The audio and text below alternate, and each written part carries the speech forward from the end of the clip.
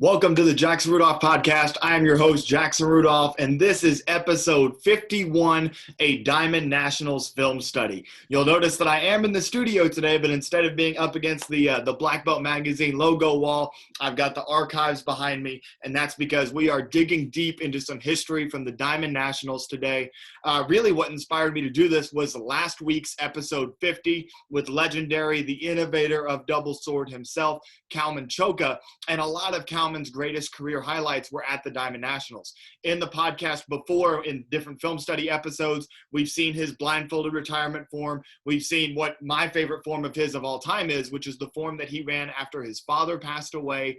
We've seen those on this show before, but we've not covered the first time that he ever brought out the double swords in competition, which is at the Diamond Nationals in 2007. So Diamond Nationals, in a way, kind of became Kalman's tournament. And ultimately, he would retire being the only man in weapons competition history to go back-to-back at the Diamond Nationals twice. Others have had similar records. I think that Mike Bernardo might have had a three-peat. In the 14 to 17 division, I won 4 consecutive weapons diamond rings. But in the adult men's division, no one has ever gone on 2 separate back-to-back weapons championships at the Diamond Nationals. Kalman did it in 2007 and 2008, and then I believe he dropped in 2009, and then he won in 2010, and then, of course, the retirement form in 2011. So today, we're not just going to be looking at Kalman's forms, but we're going to be diving into a lot of the forms that either I love watching on YouTube from before I was around at the Diamond Nationals, and even a few forms that I've competed against or watched in person at the prestigious Diamond Nationals. If anybody's curious about what the Diamond Nationals is, it's one of the most prestigious sport karate events in the world, let alone in the United States. It is promoted by the current president of NASCA, Larry Carnahan. He puts on the event in Minneapolis, Minnesota. It's a world-class event. It's always fun to compete at because when you compete there, you know you're becoming a part of history. They are the only active sport karate tournament that has a record of their champions over the years. If you go to the Diamond Nationals website, just do a Google search for Diamond Nationals, and then you click on the ring winners part of their website, you can actually see going all the way back to, I want to say, the 80s. You can go back and you can see everyone who has ever won an adult weapon or adult diamond ring, period. Weapons, forms, fighting, super fights as well, men's, women's. You can see everybody that has ever won a diamond ring, and that's something that's really special about the way that the Diamond Nationals preserves the history. And I think it's up to date through 2018. For some reason right now it doesn't include the 2019 winners, but I think everything from the 80s when the Diamond Nationals began up until 2018 is what they have a record of. But now let's go ahead, let's dive on into the film study, and we are starting with the man himself, Kalman Choka. This is the first time that he ever did double sword in competition. If you have not seen episode 50 yet that we did with Kalman last week, make sure that you go back and watch that after you finish watching this episode, because Kalman gives a lot of insights behind his competitive strategies and kind of what was going through his mind during this form in particular. Now, many of you that know Kalman know that he competed for Team Paul Mitchell, but here he's representing Elite Karate Studio. That's the martial arts school that he had, and he and Austin Crane, among others, Audrey Donahue and others from kind of the Choka family tree, all competed for the Elite Karate Studios brand before, obviously, Austin and Kalman and Audrey would all eventually get picked up to be on Team Paul Mitchell. And we see already here, even with Kalman's very first double sword performance, he was always a master of suspense, drawing the crowd in. We see that with a lot of the buildup that he's doing here in the introduction. You can't hear it right now because I'm commentating, but the music that he was using also had a dramatic buildup to it. And we just see how long it takes him to actually get going, and that's a good thing. That's something that he's using to engage the audience. This is a performance that made history. This was the first time that double sword was really broadly successful in sport karate competition. And here we see away he goes. And one thing that that he mentioned in episode 50 as he was talking about this form is that, and you can tell this too, it's not quite as polished as what we would see from Kalman later. A lot of the cuts don't have the crispness and the solid lines that we would see as Kalman became more and more developed as a double sword performer, but that's because no one had really done this at a high level before. So he's trying to preserve as much speed as he can here, despite the fact that he is using 2 swords, which can be very, very difficult to do. We obviously see him throwing in some of his releases. That would become his signature release. He always did that at the end of his forms, rolling the one sword off the other, popping that up into the air. And then we see that with the ending, he did go for a little bit of drama there at the end, but it was a little bit discombobulated. And of course, we're going to get a rather strange Jolly Rancher ad here. But it wasn't the perfectly choreographed ending of a routine that we're used to seeing from Kalman Choka. It was a little bit more of a more almost celebratory of like, oh, the form's done, like I did it. And then he brings in kind of the drama at the end with putting the head down. And so it just goes to show you part of why Kalman was as great as he was because of his ability to improve as he was winning. A lot of competitors get to a certain level where they will win, like Kalman did at the Diamond Nationals in 2007, but then they get comfortable with winning. And as soon as you get comfortable, that's when you're going to start losing, right? Kalman was never comfortable. Kalman was always innovating, trying to make himself better. He recognized that the first time he did that double sword form was not perfect. And over the next 5 years of his career, he tried to do everything that he could to continue perfecting that routine. And a big reason that he had to continue perfecting that routine was his number one competitor, the greatest nunchuck competitor of all time, bar none. We have Matt Emig. This is his performance at the 2011 Diamonds, and this is the nunchuck form that Matt had to do against Kalman's blindfolded retirement form. Again, we've seen that form on the podcast before, so I'm not going to show it again, but you can go back and watch some previous film study episodes to get caught up on that. And we see Matt, this was an iconic form that he did to kickstart my heart, probably one of the best non-overall Grand Championship winning forms that's ever been run. We see him demonstrating a ton of speed here, his signature manipulation of the chucks as he's doing the flips. There it was a gainer. We see the beautiful two-handed figure eights, manipulating the body at the same time. Signature release, wrapping the chuck around the body as the other chuck is in the air. That's just beautiful, incredibly hard to do. We see the jackknife, once again, manipulating the chucks the entire time. One thing I loved is look at the striking. Matt's not just spinning his chucks. He is striking with the chucks, and then another signature move as he wraps the chucks together there at the end. And ultimately, that was a very, very solid second place form. We all know, and courtesy to sportmartialarts.com for that video and for many of the videos that we'll be seeing today. But I mean, that is a legendary form that Matt Emig ran with a lot of the most difficult manipulations that he ever did in an attempt to try to beat Kalman Choka in that retirement form. But when you're going against an all-time great competitor like Kalman, and everybody knows it's the retirement and Kalman puts on a blindfold, that's going to be hard to beat, right? So you can't really blame Matt for taking that loss there. Obviously, you guys just saw the routine. He laid it all out there and put on a great show. Now, what's really interesting, a really interesting little moment in the Matt Emig Kalman Choka weapons rivalry was the year before in 2010. Matt Emig brought out the switchblade nunchucks, so actually putting a blade on the end of his chucks. And I haven't asked Matt about this, so this is a little bit of speculation. You can see the blades on the end of his chucks there as kickgen.com is zooming in here. And one thing that I think is really interesting, and this is where I'm speculating a bit, I believe that this was likely done as an attempt to give Matt a chance to win the creative bladed division. Because in the bladed division, obviously Matt doing chucks was never in it. Kalman always was with his sword form. And so Kalman had a relatively easy ticket to get on stage. There were other great competitors in that division too, but Kalman didn't have to beat Matt to get on stage out of the bladed creative division. So I believe that Matt probably did this. We see the hyper butterfly twist there as he's manipulating the chucks once again. Matt likely did this as a way to try to get a win in the creative bladed weapons division. But ultimately, we all know that Kalman did wind up winning the Diamond Ring in weapons in 2010 when Matt did the switchblade form. So ultimately, if that was Matt's strategy, it didn't quite work out. And I am going to rewind this. We're going to watch it one more time just because I was giving a lot of context there and not so much commentating on the performance. We see the big double leg there at the beginning. I believe Matt sprayed some water as he was doing that too, which is always a nice performance touch. Matt did that a lot in his career. And again, look at the striking. This is one of the things that I respect the most about Matt, is that when he was doing his high-speed chucks manipulations, he was striking most of the time. And a lot of times you see chucks competitors now focusing really on the spinning of the chucks, the figure eights and the backward rotations and things of that nature, but you don't see as much true striking. Matt used a ton of true striking in his nunchuck forms, and we see here using the blades as a stabbing weapon. I believe he's going to do it a little bit more. Maybe he already did a little bit of it.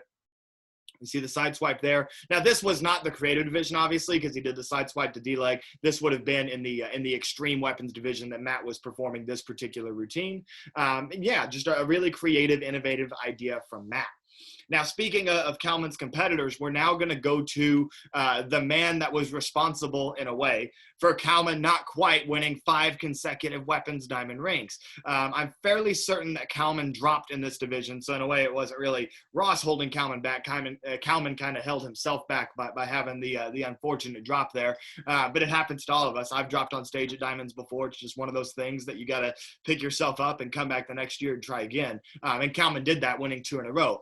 But nonetheless, Ross Levine, in my opinion, one of the most influential bow staff competitors of all time because of what he and his coach, Nate Andrade, did for body rolls and the development of bow staff rolling tricks, shoulder neck rolls, voodoo childs, reloads, all of those variations. Ross Levine, I think, is extremely influential, and most people don't know this because Ross Levine was known for his fighting. He was a weapons diamond ring winner, and we are going to watch that winning performance as he represents Team Full Circle right here. I always love Ross in the Hakama look, especially the full circle Hakama with the yellow at the bottom. Just looks really clean, matched his style of doing bow very, very well. Now, me, I could never pull off the Hakama. I think that I would look ridiculous in a Hakama. But Ross Levine pulls it off. But now we see Ross with a much more no-nonsense introduction. He just kind of does a couple of little things to grab the judge's attention, wipes his hand off, says, all right, it's go time. And then he's going right on into the form from there.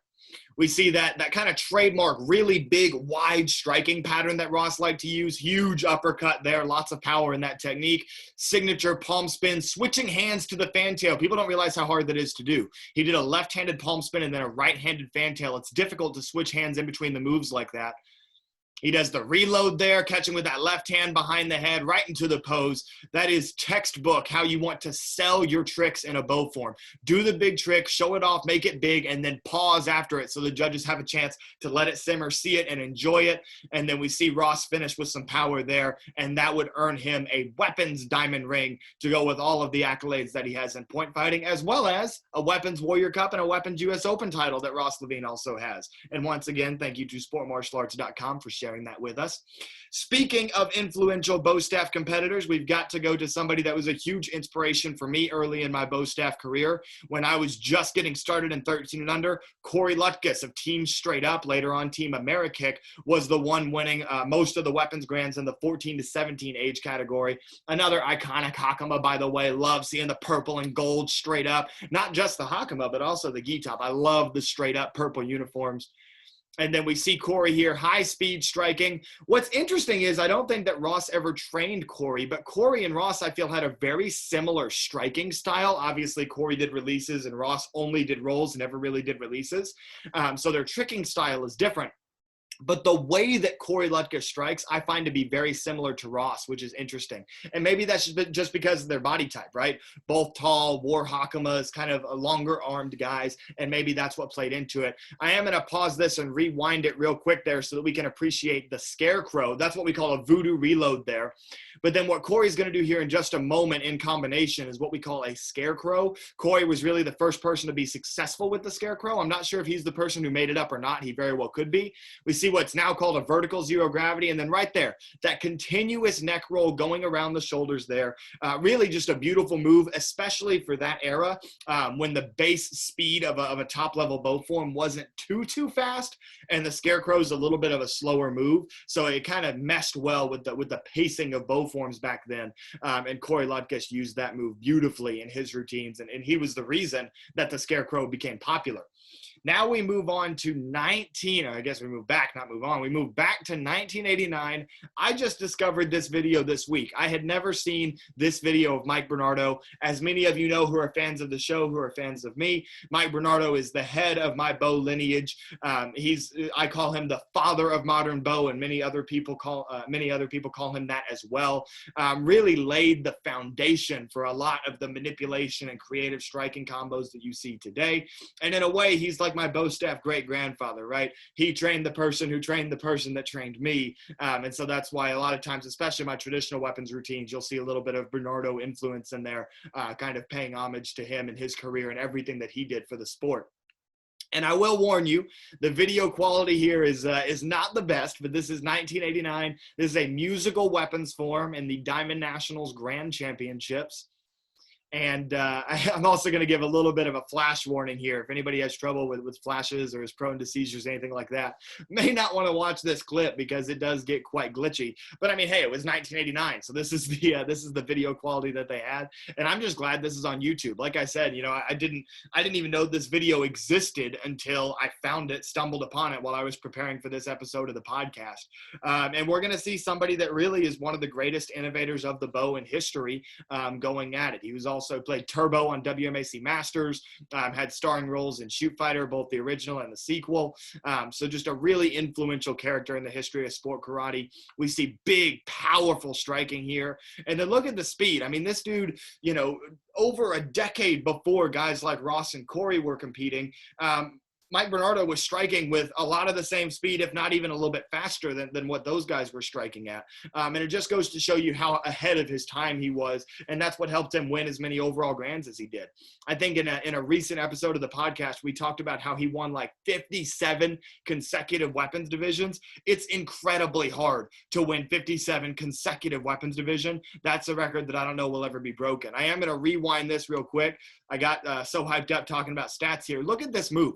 This was one of the first times that the bow ever left control of a competitor's hand in competition.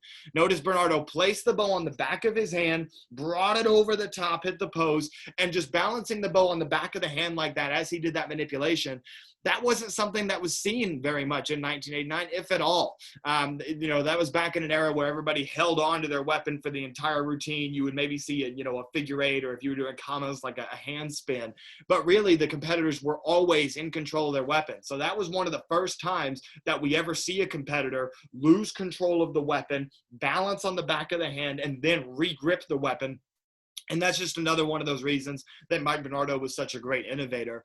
And actually, it's interesting how that kind of comes full circle with one of my signature moves being the zero gravity catch on the back of the hand that I call the Chris Angel, because that controlling with the back of the hand concept was one of the first, big bow manipulations in sport karate history. And the fact that I was able to kind of do my own take on that by catching the bow on the back of my hand is something that's really special to me for just sentimental reasons. But there was the great Mike Bernardo, once again, the father of modern bow staff. And now we transition to 1999.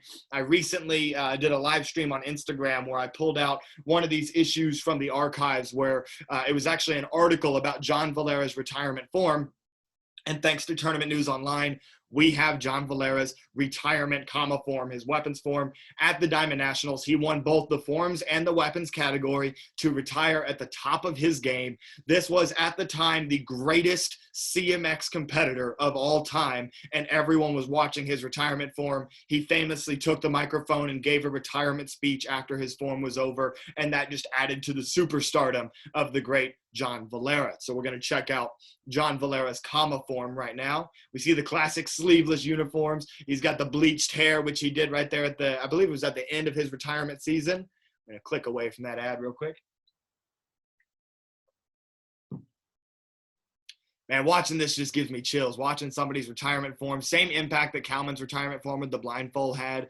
Anytime you see an all-time great competitor running what is the last form of their career, obviously you're going to get chills. At the time of you guys seeing this podcast, yesterday was the 1-year anniversary of Kobe Bryant's death, and you think back to his 60-point game on his last game of his career and how iconic that was. I think that you can relate this John Valera performance here, winning double overall grands at the Diamond Nationals in forms and weapons in his retirement tournament. I think that you can assimilate that to Kobe Bryant with a 60-point game in the last game that he would ever play.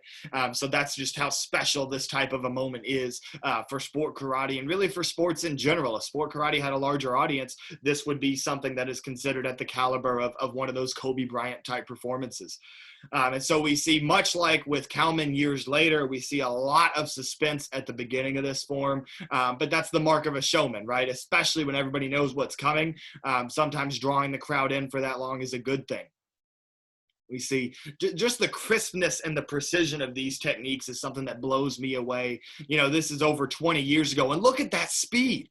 I mean, the speed is incredible. We see the beautiful cheat 7 there. Goes into this with confidence. Huge jump outside 360 crescent kick, gyro on the landing. Split kick. The split kick is done before he even starts coming down to the ground. And this is just an all-out blitz. I mean, this is an onslaught of Kama skill, manipulation, and precise cutting ability. We see the pace change there. And now he goes right back into the high-speed cutting. Look at the speed on that skip front kick, the elevation, the beautiful flexed foot on the front kick, the ball of the foot. That's how I like seeing the front kicks. I don't like what people do nowadays, pointing the toes on those jump front kicks. I love the way John Valera did it with the ball of the foot driving into the target. And the playlist has already gone on past that video now. But hey, round of applause for John Valera there. Excellent retirement form there. And that's why, John Valera is one of the best Kama competitors of all time. And the reason I say one of the best is because the person who I've always said is my Kama greatest of all time, my Kama GOAT, is Rudy Raynon, because he had all of the speed and power and precision of Valera.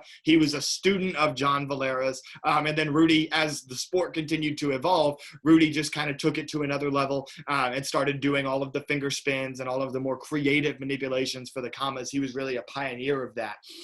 So here we're going to see him in 2003. This is a very young Rudy Raynon. I believe this is pre-Team Paul Mitchell Rudy Raynon, and we're going to watch his Kama skills just 4 years after his mentor and coach John Valera retired from sport karate. Huge 540 passing the Kamas between the legs there to the knee.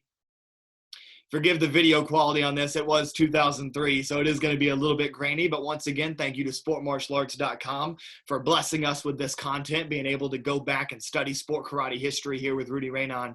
And then look at this. You see so much Valera in these cuts. The speed, the precision, the power of the cuts, the way that he moves. It just screamed John Valera. We see the beautiful 360 flare kick there.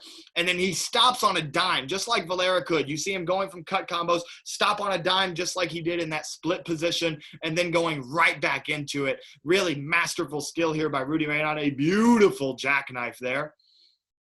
Boom, big jump spin hook kick, huge coming over into the split there. That's awesome. And then I love that little strike at the end there, holding both Kamas in one hand. That was a really nice little kind of signature move on the end of that form there for Rudy Raynon.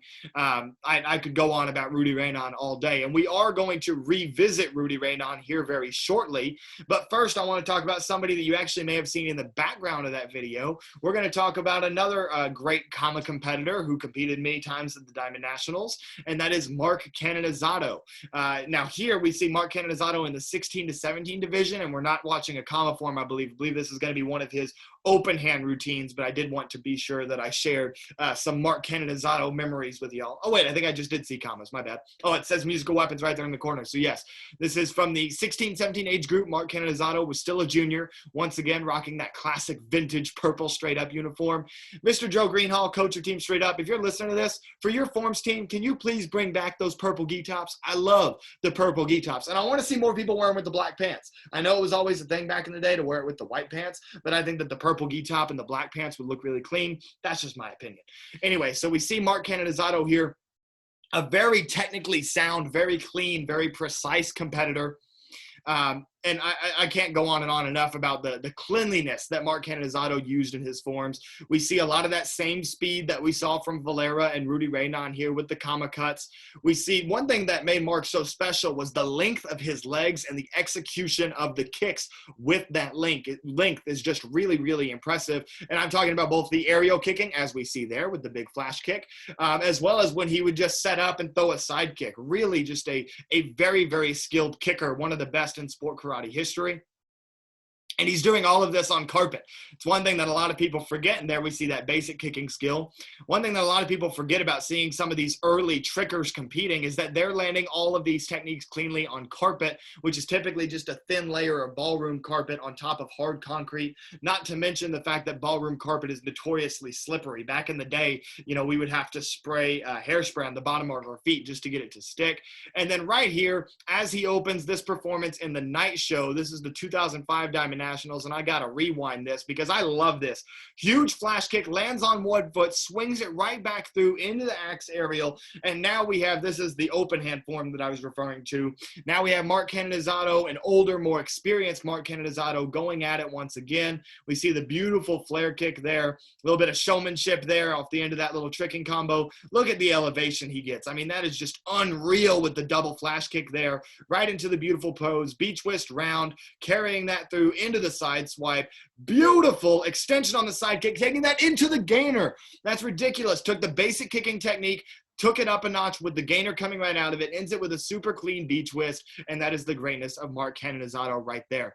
I'm not sure if he won that Forms Grand or not, but either way, a fantastic performance. Now, I mentioned that we were going to be getting back to Rudy Raynon in this podcast, and now we are going to be bringing Rudy Raynon back. And we're going to talk a little bit about traditional forms, because one thing that many sport karate fans might not know, because Rudy was always on stage for his CMX or his creative musical extreme divisions doing the commas or the open forms, where his power, speed, and tricking ability took him to another level. He was an excellent traditional forms competitor. I loved watching Rudy Raynon do traditional forms, and we're going to watch that right here. Now, we're going to watch a few traditional forms divisions in a row here, a few traditional forms performances in a row. And one thing that I want our viewers to notice is that this is not the traditional forms kind of post 2012, 2013, where really the WKF style of traditional forms, with the introduction of the traditional challenge division on the NASCA circuit, really kind of took over. We saw Jarrett Liker be very successful with introducing that style and kind of being the one who brought the WKF style to NASCA and made it a big deal again, and won Warrior Cups and US Open titles and diamond rings with it. And then we see competitors now that have taken that to a new level, with competitors like Ariel Torres, who's going to be representing the United States at the Olympics, if the Olympics do happen and karate is involved in that. Ariel Torres is definitely somebody that's going to be on that list. He's currently competing for Team Revolution. And then among others, Mason Stowell is another one of those names on that list that could be representing our country in the Olympics. And he is a fantastic WKF style traditional forms competitor. But before that kind of WKF style revolution, the performance style of traditional forms, if you will, the style that was employed by greats like Gabe Reynaga. We're going to watch Will Cornell. We're going to watch John Sue, where more of a performance style of traditional form was employed. Lower stances, more key-eyeing, more power, more creativity using only traditional techniques. That is what used to be winning in the traditional forms division. If we're talking anywhere really before the year 2010, we're going to be seeing a lot of forms like the one that Rudy is going to run winning. So a lot of you may watch this and say, oh, well, this would never win now because it's not Super Inpei or Shanyara Kusanku or any of those common WKF forms. But back, 10 years ago, this is what the standard was on NASCA. And so I'm going to give you guys an example of that with this, in my opinion, was a beautiful form by Rudy Raynon. This is the style of traditional forms that I trained going up and competed with.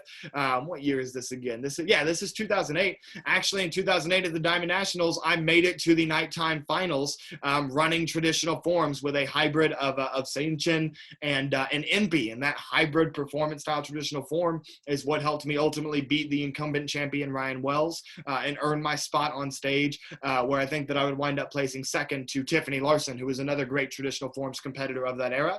And that was the first time I was ever on stage, was doing this style of traditional form.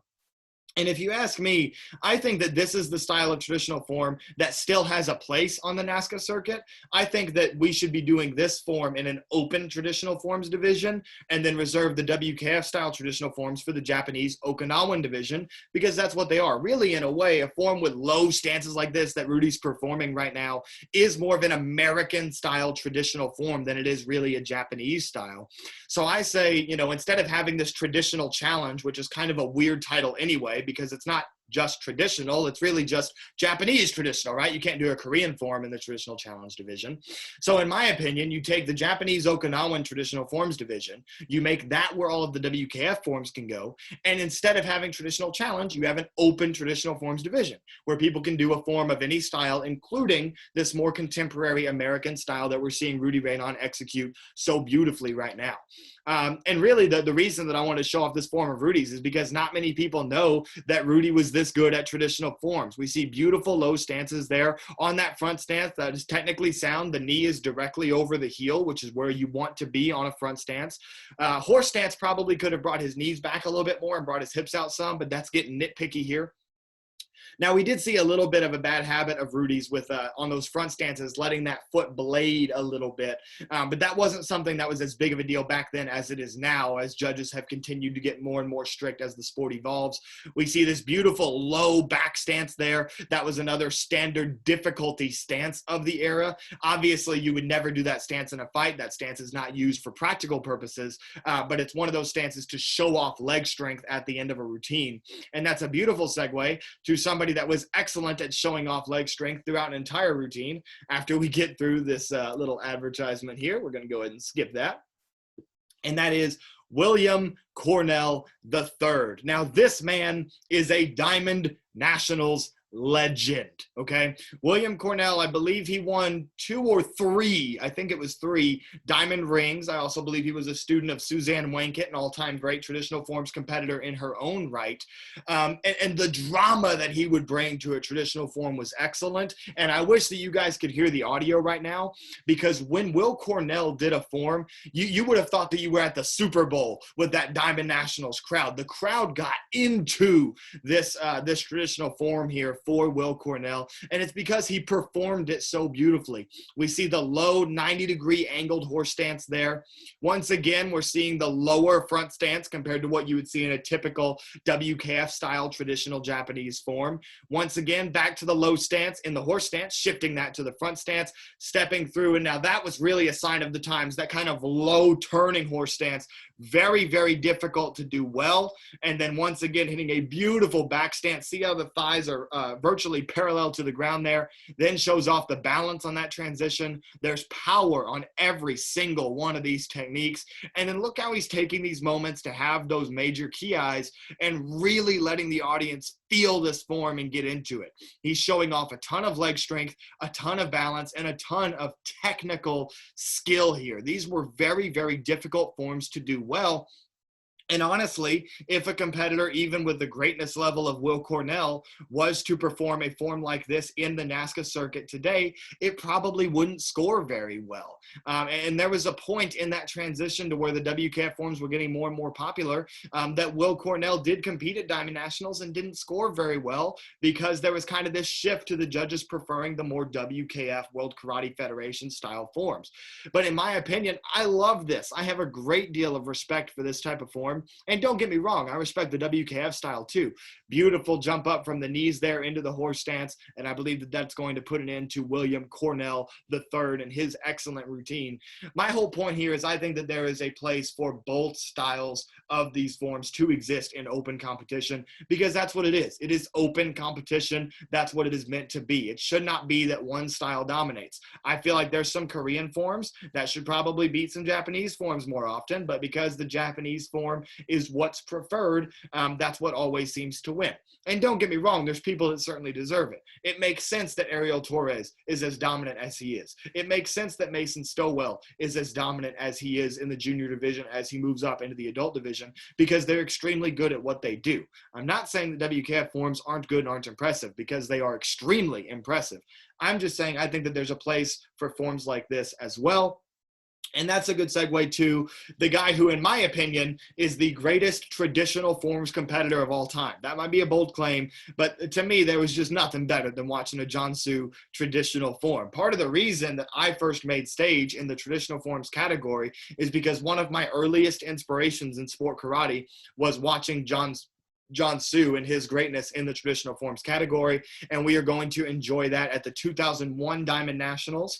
Now, this is pre-Jansu Paul Mitchell era. This is before he was put on Team Paul Mitchell. I believe it said in the beginning of this that he was representing Team CJB at the time, which is the team that other competitors like Ross Levine also fought for back in the day.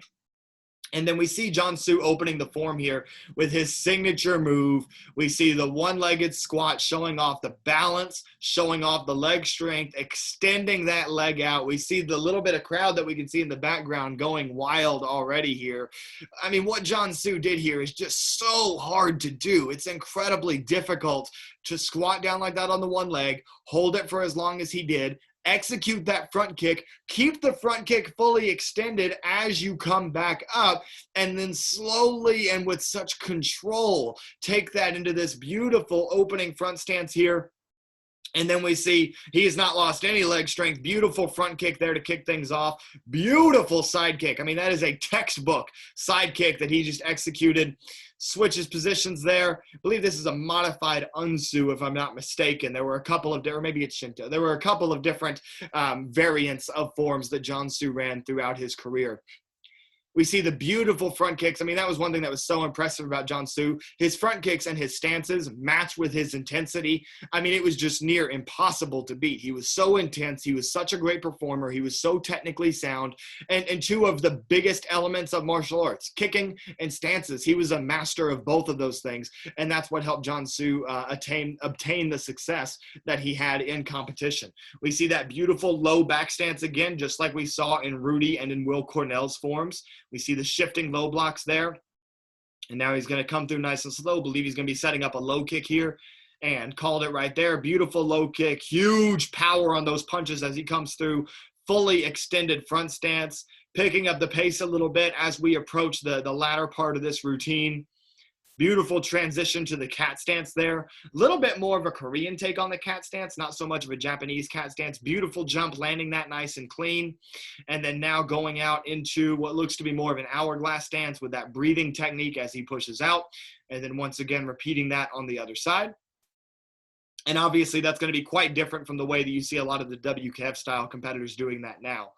And then we see beautiful high block punch to finish it off with the horse stance. And then I believe we're going to get another John Su signature here. Yes, we are. He extends the legs out from the horse stance. This is so hard to do at the end of a form. Are you kidding me?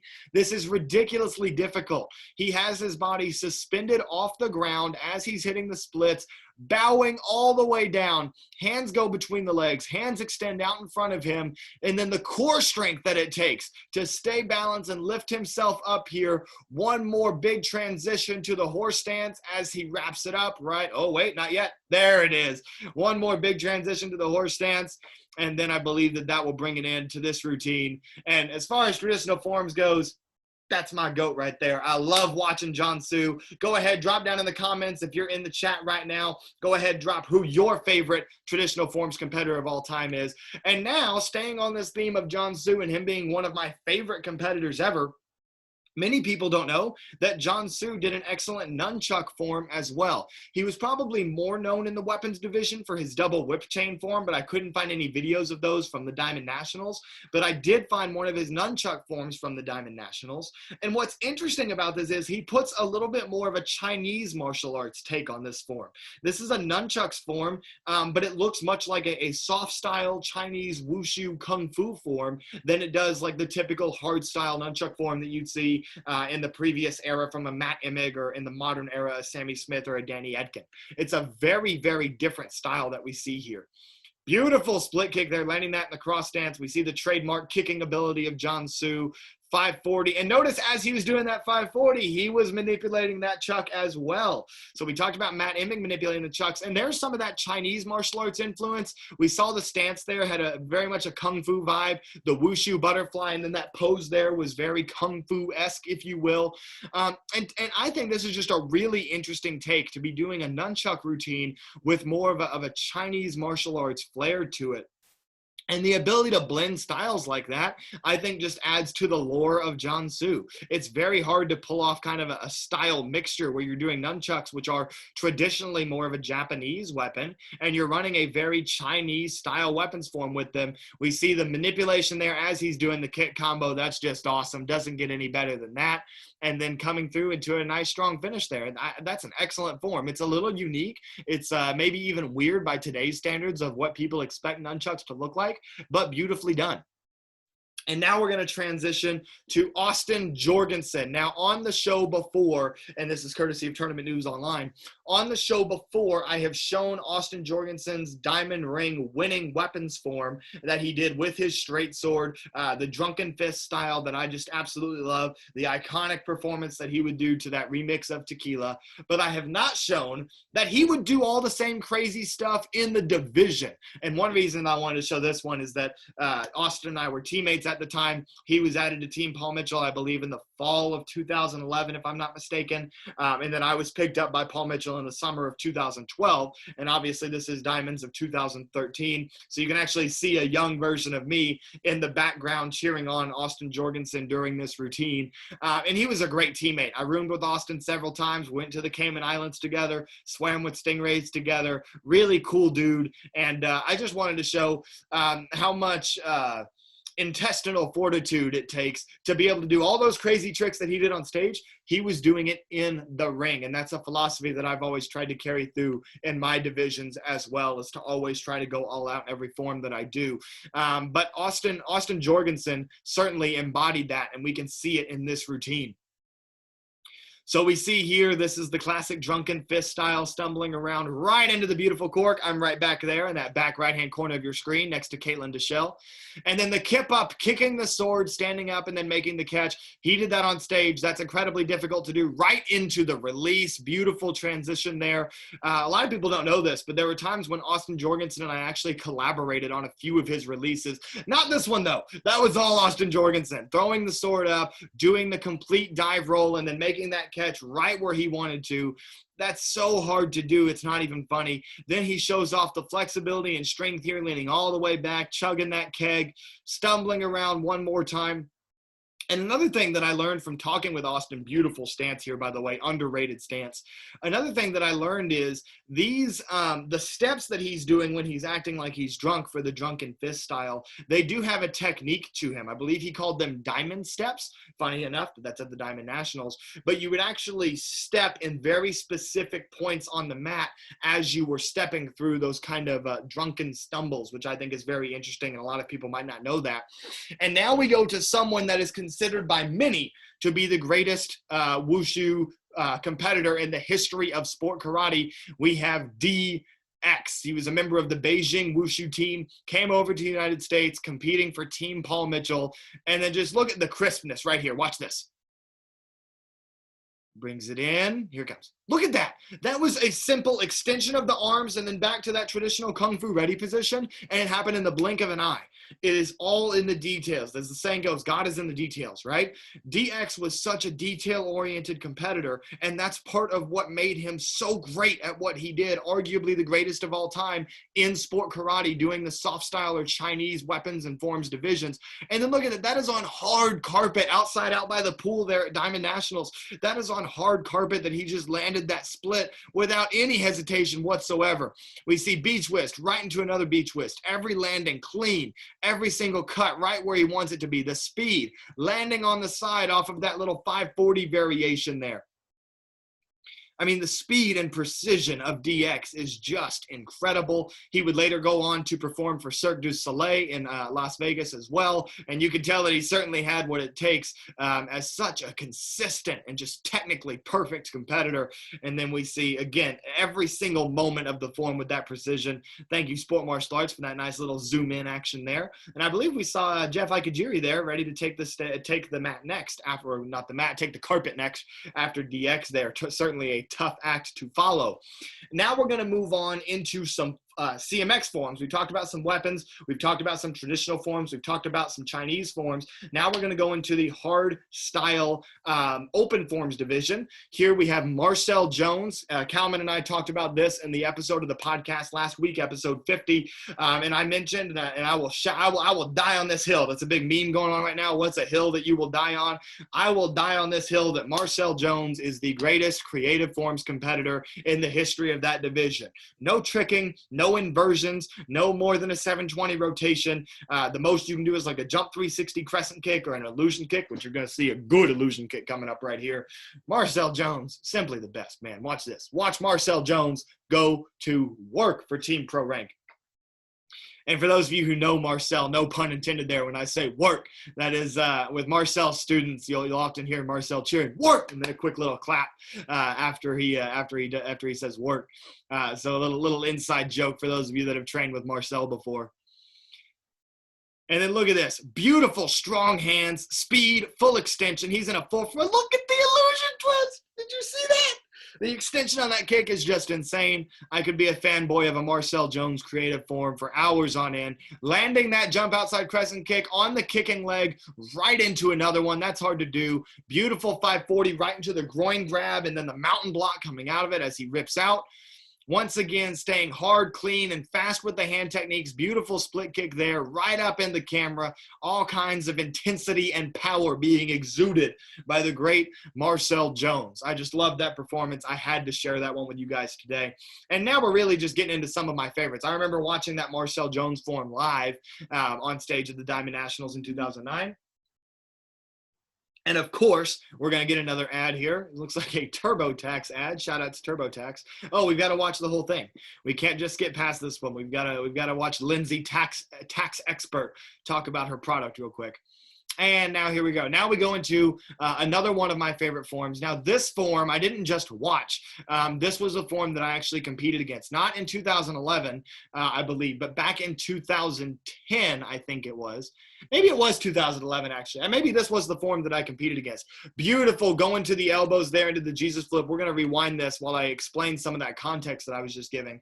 I can't remember which year it was, but one year at Diamond Nationals, they had the grand set up to where the overall grands happened during the daytime, and then the winners of the various grands competed against each other on stage in the nighttime finals for the diamond ring. And I'm pretty sure this is the form that I competed against. So 2010, a little bit of history here. 2010 is when I won my first overall grand championship at the Compete Nationals, and that's when Micah Carnes rose to prominence in the 14 to 17 CMX forms category as really an unstoppable force. Nobody could stop him.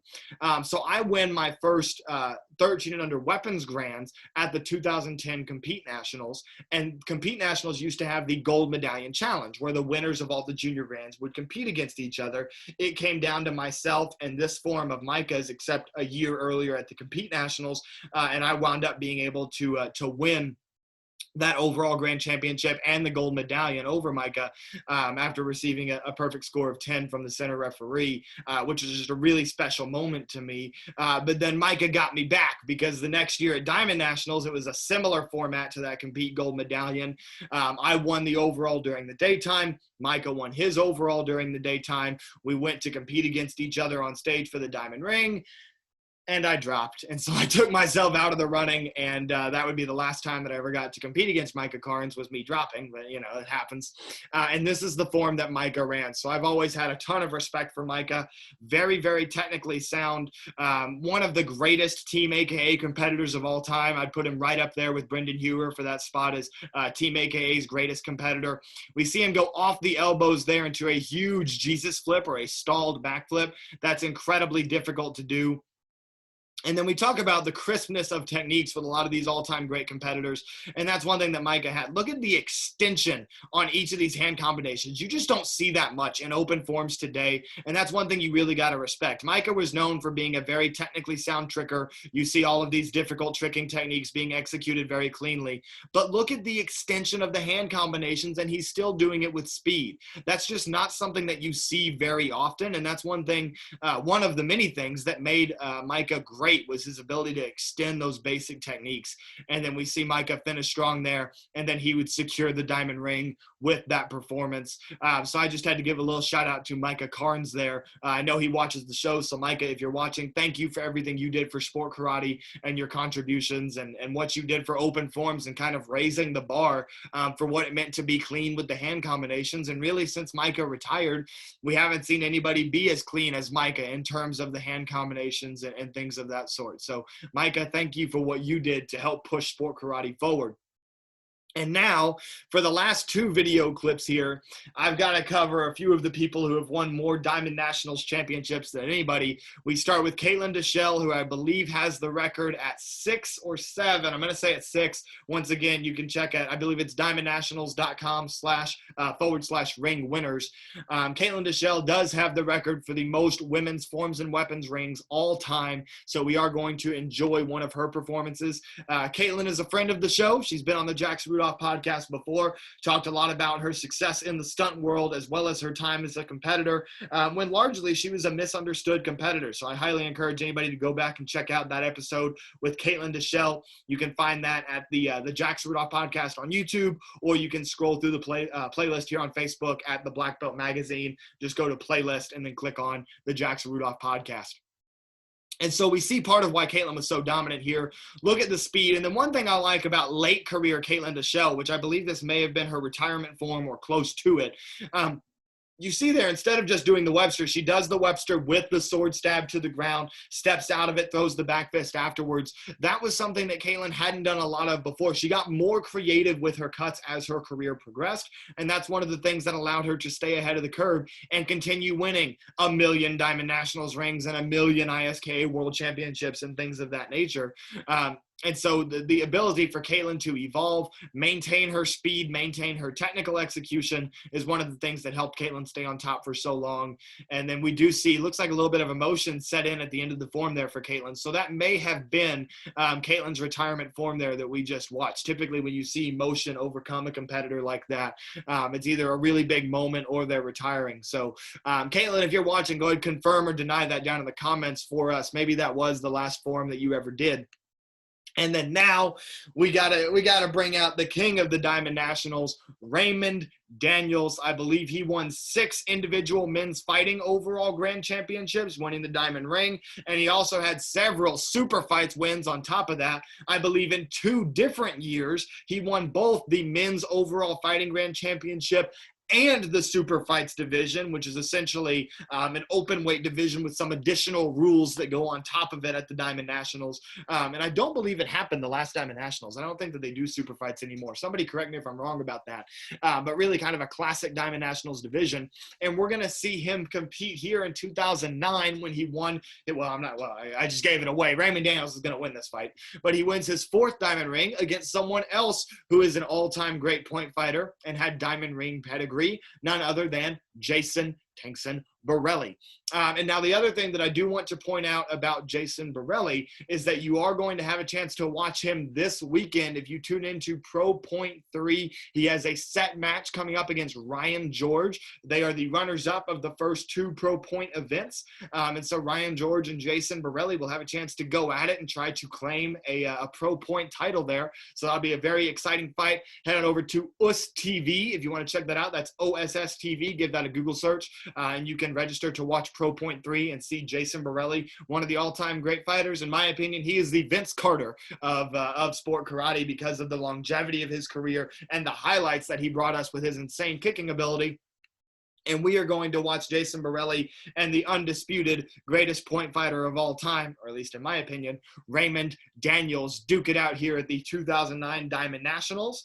Now, this would have happened just shortly after Marcel Jones's form that we watched earlier. And I actually watched this fight in person as well. I'm somewhere off stage left over there watching this fight go down. We see Jason Borelli take the stage first, getting the crowd into it just a little bit. He is certainly a fan favorite, always has been. Great guy, great role model, great competitor, and like I said, an all-time great point fighter. So much respect and my hat off to Jason Borelli. And then we have Raymond Daniels strutting onto the stage. One of the things that helped Raymond Daniels be as great as he was just his overwhelming confidence when he would enter the ring, much to the dismay of some fans and some fellow fighters, but it was part of what made Ray who he was and who he is as he's now transitioned into a full contact career. We see the beautiful blitz underneath there. The reverse punch leads the way, and it actually looks like that reverse punch may not have landed, but that's why, and I love this video because you get, I believe this is from Black and Blue video, you get the slow-mos after each of the calls. Looks like even if that reverse punch to the body didn't land, the back fist over the top did. Now here, I don't see any scoring there. It looks like Borelli's arm was in the way of that jump spin back kick. And then it's really hard to see up against the black backdrop and Raymond having the black helmet and Borelli having the black foot gear. It's hard to see if that hook kick landed. That back fist definitely landed, though. Ray coming over the top, landing that back fist to the dome. We see Borelli working his kicks, trying to push Ray back. And that's one thing that you want to do with Ray. You want to try to get off the line first. You want to try to get him on his heels a little bit. But then that's part of the problem with Ray is even if you do get him on his heels some, he's such a great counter striker, as we saw him there with that defensive reverse punch underneath to get the score on Borelli. We see not enough there on that clash.